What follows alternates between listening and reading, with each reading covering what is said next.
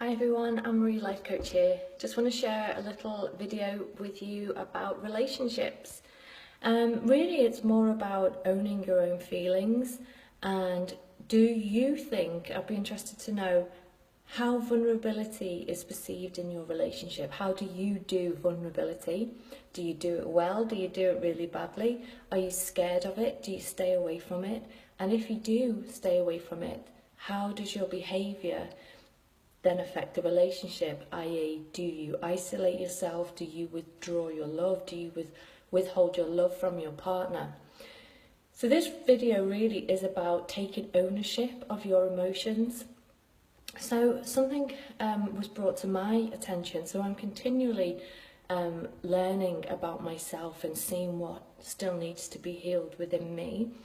So for instance, I had some insecurities surface in me that I could quite easily, if I wasn't kind of aware of myself and how I feel, quite easily I've projected them onto my partner.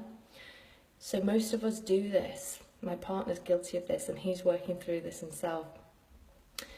He's learned really well how to take responsibility for his own emotions. So when I say that, when you have a feeling, an insecurity that surfaces within you, this could happen in the workplace, any relationship. Instead of becoming aware of why you're feeling that, why are you feeling that emotion, it's normally triggered back to events that have happened throughout your life that have made you feel insecure. But instead, we tend to blame the other person, we put it on the other person, we project outwardly, and we'll go into victim mode. So do you use the language, you made me feel, you didn't give me enough, you didn't do this properly, you should have known, and expect your partner to be a mind reader? Or do you take accountability for your own emotions? By taking accountability for your own emotions, you're actually stepping into your adult shoes. You're not reliving experiences from a childhood mindset. So when you do take accountability and ownership for how you feel, you then have to be comfortable with being vulnerable, because it's important that you maybe share this insight or information with your partner if you feel that you have that kind of connection. Share how you feel, share the insight that you've had, the awareness that you've had on your own emotions. And that does require a level of openness and vulnerability. If you feel your partner is not going to handle that very well and is going to make you feel worse, then I'd suggest possibly not to do that. But you can always look in the mirror. If you haven't got anyone else to share it with, you can always look in the mirror and talk to yourself about it.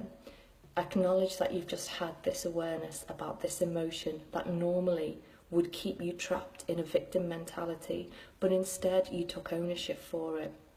And you can realise the patterns of your behaviour and where that emotion has originally stemmed from. And then when you find that, you can ask if those feelings are true and valid now, and what can you do about it.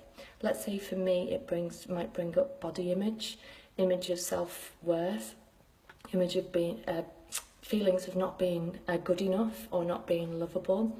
Now that's not my partner making me feel that way. There might be an experience or a situation that will trigger those emotions that are already hidden and probably suppressed within me. So when they come to the surface, it's actually a gift in disguise, because then I can acknowledge them and I can heal them. And I will do another video on how you can heal them, because it is really important. But I take ownership for them as an adult. So instead of blame, victim, keeping the pattern going and having a shit relationship, take responsibility and ownership for your own feelings. So I hope this has helped, guys.